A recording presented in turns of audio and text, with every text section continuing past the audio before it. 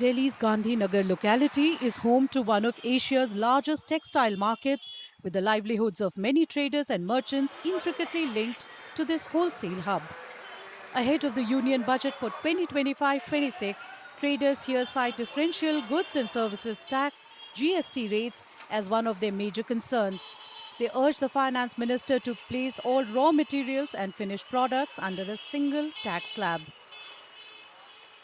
Problem कहाँ आती है कि हमारा कुछ प्रोडक्ट 5% में है, कुछ 12 में है, कुछ 18 में है।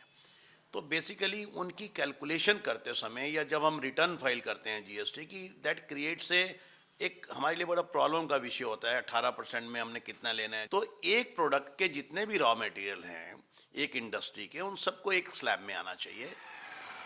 Among their other demands is the desire to be heard directly by those at the highest policy levels. हमारा जीएसटी के लिए इसको 1000 से बढ़ा करके 2000 तक 5% के दायरे में लेकर के आया जाए। उसके बाद आपका जो भी स्कीम आपको समझ आती है आप उसमें करें। सेकेंडली एक छोटी सी हमारी रिक्वेस्ट और भी आती है कि जब कभी भी गवर्नमेंट बजट बनाती है उससे पहले बड़े बड़े जो भी बिजनेसमैन होते हैं उन लोगों से ये कुछ ना कुछ डिस्कशंस करके फिर अपने आइडियाज़ निकालते हैं।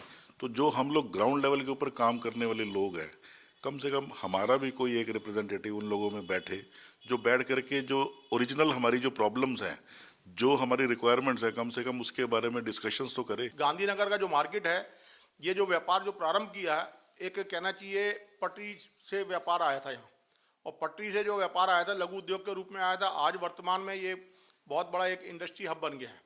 तो जो ब्रांडेड हैं उन्होंने तो सारे जो है उनको खर्चे भी मिल जाते हैं और उनको सारे सिस्टम भी जो है मेंटेन हो जाते हैं। तो यहाँ जो छोटी दुकानें, ट्रेडर भी है और वो ट्रेडर मैन्युफैक्चर भी है, तो उसको जो है इसको एडजस्ट करने में काफ़ी समस्याओं का सामना करना पड़ता है। सरकार से यही आग्रह करेंगे भी छोटे व्यापारियों के लिए भी कहीं ना कहीं ऐसी सुविधा की व्यवस्था की जाए।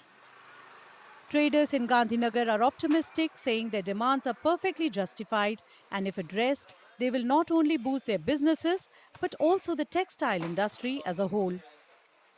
Finance Minister Nirmala Sitharaman will present the union budget in Parliament on February 1.